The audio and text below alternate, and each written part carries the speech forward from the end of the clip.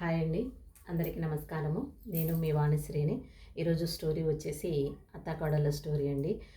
ఇది ప్రతి ఇంట్లో జరిగే సిచ్యువేషనేనండి. అంటే కొంతమంది అత్తలు మంచిగా ఉన్నా, కొంతమంది అత్తలు చాలా ర్యాష్ మెంటాలిటీతో ఉంటారండి.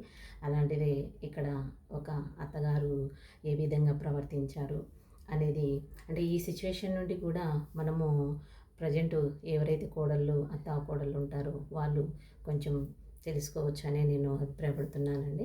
మన స్టోరీలోకి వెళ్తే ఇక్కడ కోడలు కడుపుతో ఉంటుందండి, నిండు గర్భిణి. అయితే ప్రతిరోజు ఆమె ఇంట్లో ఉన్న వాళ్ళందరికీ వంట చేస్తూ పెడుతూ ఉండేది. ఆ రోజు కూడా వంట సిద్ధం చేసి అందరూ తినడానికి కూర్చోడానికి ఆమె అక్కడ నిలబడి ఉంటుంది, వంట సిద్ధం చేసేసి. అయితే అత్తగారు వచ్చేసి కూర్చొని అన్నం వడ్డించే టైంలో అందులో గంటె ఉండదు.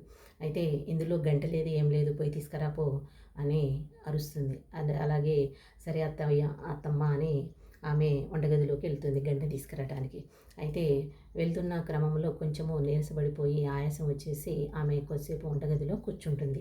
ఈమె వంటగదిలోకి వెళ్ళిన ఆమె ఇంకా తిరిగి రాలేదని అత్తకి చిరాకు, కోపం వచ్చేసి అసలు ఏం చేస్తుంది వంటగదిలో ఇంతసేపు అని ఆమె వంటగదిలోకి వెళుతుంది. వంటగదిలోకి వెళ్ళేసరికి ఆమె కూర్చొని ఉండడం చూసి, నీకు అసలు అన్న బుద్ధి ఉందా?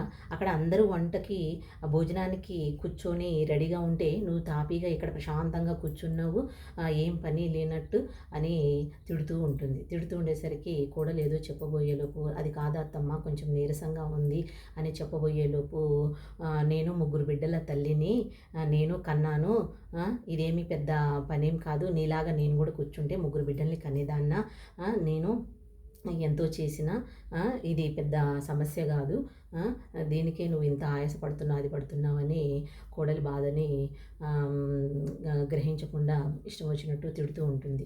తిట్టేసరికి అక్కడే కొడుకు విని ఏమీ అనలేక మౌనంగా ఉండిపోతాడు.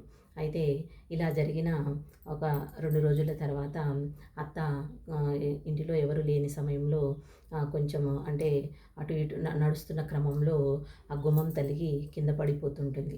అప్పుడు కొడుకు అటు నుంచి వచ్చి గబుక్కున వాళ్ళ అమ్మని లేపి పక్కన పెడతాడు. పక్కన పెట్టేసి వాళ్ళ అమ్మకి ఏమీ కాలేదని ఊపిరి పీల్చుకొని అమ్మయ్య అనుకుంటాడు. కానీ వాళ్ళమ్మ తగిలింది బాగా దెబ్బ, తలనొప్పి బాగా ఉందిరా, బాగా నొప్పి వస్తుంది, బాగా నొప్పి వస్తుంది అని ఏడుస్తూ ఉంటుంది.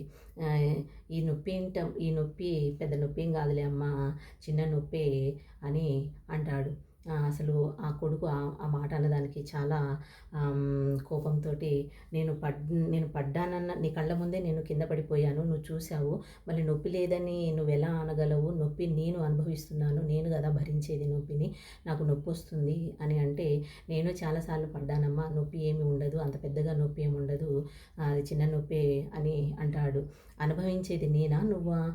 నువ్వంటే ఎప్పుడో పడ్డావు, ఆ నొప్పిని నువ్వు మర్చిపోయావు, కానీ ఇప్పుడు అనుభవించేది నేను కదా, నీకు ఎలా తెలుస్తుంది నా నొప్పి అని వాళ్ళమ్మ కోపంగా అంటుంది. అప్పుడు కదా అమ్మ, మరి నువ్వు ఎప్పుడో 9 మాసాలు కని మోసిన ఆ నొప్పి నువ్వు మర్చిపోయి ఉంటావు. ఇప్పుడు కోడలు కడుపుతో ఉంది, ఆమెని అర్థం చేసుకోకుండా ఆమెతో నువ్వు అన్ని పనులు చేస్తున్నావు.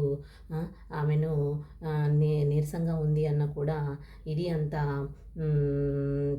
నీరసం ఉండేదైనా అందరూ పనిచేస్తారు, నువ్వు ఒక్కదానివే కాదని తిట్టావు, మరి నీకు కూడా వర్తిస్తుంది కదమ్మా అని అనేసరికి అప్పుడు తల్లి తను చేసిన తప్పుని సరి చేసుకుంటూ అక్కడి నుంచి వెళ్ళిపోతుంది. అంటే ఇక్కడ ఏదైనా ప్రాబ్లం వచ్చినప్పుడు, మనకు వచ్చినప్పుడు మనము ఒకలా రియాక్ట్ అవుతాము, అవతలోళ్ళకి వచ్చినప్పుడు ఒకలాగా రియాక్ట్ అవుతాము. నొప్పి బాధ అనేది ప్రతి ఒక్కరికి ఒకటేనండి.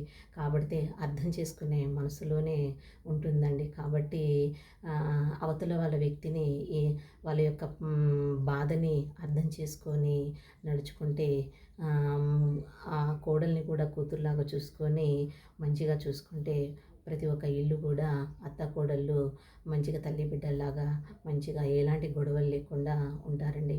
కానీ ఇలా పరాయి ఇంటి నుంచి వచ్చింది నా బిడ్డ కాదు అనే ఉద్దేశంతో ఎవరు కోడల్ని సరిగ్గా పట్టించుకోరండి. కానీ నిజంగా ప్రేమతో దగ్గరికి తీసుకుంటే ఎలాంటి గొడవలు ఉండవని అయితే నేనైతే అనుకుంటున్నానండి.